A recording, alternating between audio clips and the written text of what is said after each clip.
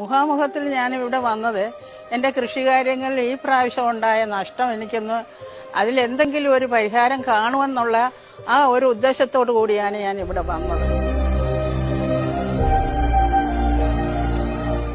35 ഏക്കറോളം പാട്ടകൃഷി ചെയ്യുന്ന ഒരാളാണ്. പക്ഷെങ്കിൽ കാട്ടുമൃഗങ്ങളുടെ ശല്യം കൊണ്ട് വളരെയേറെ ബുദ്ധിമുട്ടിലും ഈ പ്രാവശ്യം പന്നി നശിപ്പിച്ചത് 16 കണ്ടങ്ങളാണ്. എത്രയും വേഗം അതിനൊരു മാർഗം കണ്ടുതരണം. ഇതിനുള്ള അവകാശം കൃഷിക്കാർക്ക് നൽകുന്നതിന് വേണ്ടി അത് ശക്തമായിട്ട് ആവശ്യപ്പെടും.